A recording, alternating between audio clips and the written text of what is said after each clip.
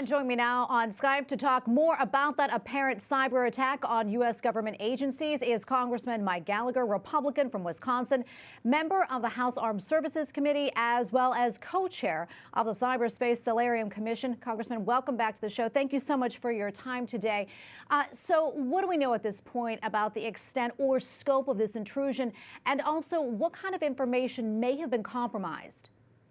Well, it looks like this is the hack of the decade. It's one of the biggest espionage campaigns in history. For example, 2/3 of the Department of the Energy's plants, sites, and offices use SolarWinds software to monitor networks. And while there's currently no indication that any data was destroyed or exfiltrated at this time, the fact that they gained access to these networks means they can effectively control these networks, altering or manipulating data as they see fit. Open source reporting suggests that this links back to the Russians. I have not had that confirmed by any government source, but certainly it's in line with what we've seen from the SVR in the past. And so as we take a step back, I think this needs to be a warning. This needs to be a wake-up call. The system is blinking red right now. It is September 10th in cyberspace, and if we don't get our act together, we're going to wake up to a cyber 9/11. Yeah. Any idea how long this has been going on?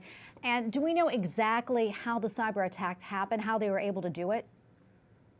Well, a report suggests that it's been going on potentially since March. And I think it's important to note that it was FireEye, a private company, not the U.S. government, that initially detected the intrusion, which was effectuated through software updates to this SolarWinds software that is used widely, not only within the federal government, but in many of our biggest and best companies here in America. And so the fact that we did not detect it from the federal government suggests we don't do a good enough job of patrolling our networks, which is why it's imperative that we pass the National Defense Authorization Act, because there's over 26 recommendations in the NDAA related to cyber. This will be the most significant piece of cyber legislation in history. And one of those pieces of legislation gives CISA, the organization at DHS that does cyber work, that's charged with protecting our critical infrastructure, the authority to do threat hunting on .gov networks,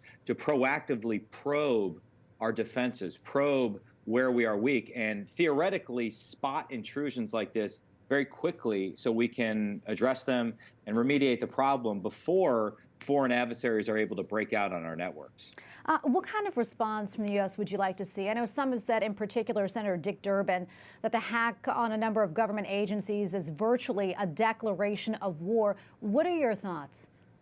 Well, I think Senator Durbin went way too far and got carried away with his rhetoric. This was an espionage campaign, a massive one. I'll give you that, one that is troubling, but it is not an act of war. So we should consider a calibrated response, one that starts with publicly naming and